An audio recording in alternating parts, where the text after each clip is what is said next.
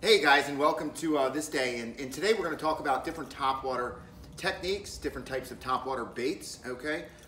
Different methods to using topwaters and the gear that's necessary to do that. So first what I want to do is I want to walk you through basically the basic types of a topwater bait. So the first thing we're going to look at are simple popping lures, okay? This one happens to be a Rico, okay? Other famous ones are like a Popper. They have a concave mouth, okay? A feathered tail on the back of the bait is very, very productive, okay? Conditions that this bait works really well in are smooth, early mornings, early evenings, okay? Not when there's a ripple or anything like that on the water. You want glassy surfaces when you really go after a popper. One of the also really important things about a popper is that the type of line that you throw with it, okay? So you do not want to use fluorocarbon, because what happens is this bait sits on top of the water and the fluorocarbon will sag and will start to sink the topwater bait, okay, and cause it to not work properly. So braided line, copolymer, or monofilament only, do not use fluorocarbon for a popper. The next type of bait, which has really become popular here in the last couple of years, is a Whopper Popper. Now there's various different brands for it, and basically it has a buzzing tail on the back. And conditions that work really well for a Whopper Popper are open water conditions, but also it needs a little chop on the water. So you want a little bit of breeze, a little bit of ripple on top of the water when you fish a Whopper Popper, and you'll be more successful for it. Braided line is definitely the key because you can cast it a long ways. And then you can make sure you hook up. One thing that I have noticed about a Whopper Popper is they come standard with these really heavy wire gauge hooks. You don't need hooks that are that thick gauge, okay? So you can lighten up the trebles a little bit, which will help you get better hook sets inside the fish. Everybody's favorite here at Bass Fishing Hub is the Topwater Frog, and for good reasons. It's just amazing, you know, when fish come up through the grass or explode on this. Now, this is a snag-proof frog, and it is, this is just a generic color that came in one of my mystery tackle boxes. And a couple tips about a frog. So you want to fish this on braided line as well. And the reason for it is you want to keep it afloat, okay? The same thing with the Popper. But for a frog, a couple tricks that are going to trick it out for you, okay? Because really the idea here is to get the frog to walk the dog on top of the water. So if you notice in this one, there are rattles inside the bait, okay? You can put rattles inside the bait, which actually gives the bait more noise on top of the water. The other thing that you want to do is to cut one of your tails, okay, half the distance of the other. The reason for this is when you twitch the bait on top and it starts walking, it's much more effective that way. Now, as with all topwater baits, the hardest thing about it, and especially for me, is to wait until the fish completely engulfs and grabs the bait before you set the hook. So setting the hook upon the initial flash and the splash of the fish will oftentimes lead to a lot of missed hook sets. So make sure that you're patient when the fish takes the bait and completely takes it under.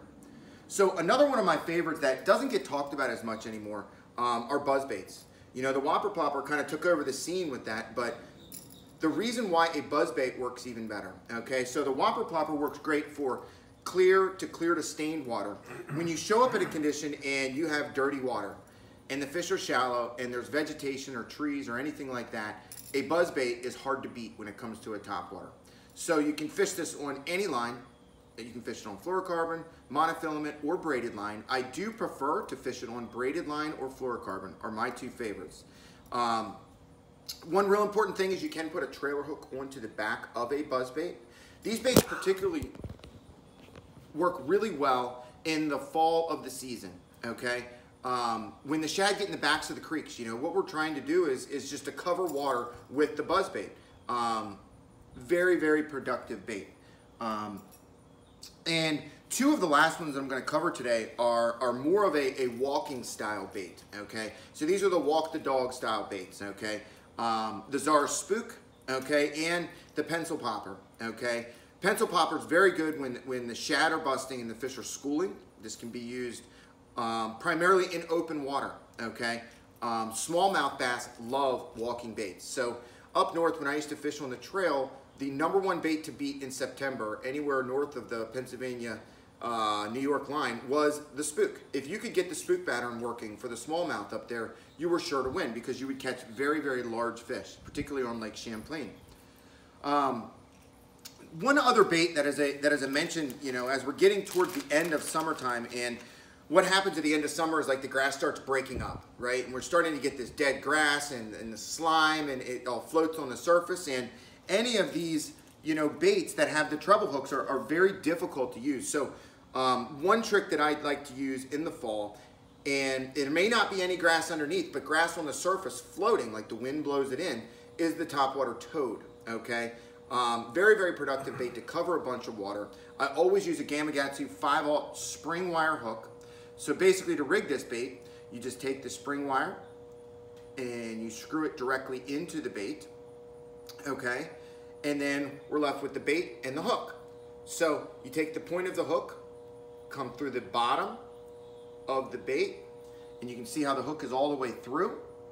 And then simply you just skin hook it, and now you just throw it out and reel it in. It's really that simple, guys. There's really no pausing with this bait. You throw it out, maybe a couple twitches as you're reeling it.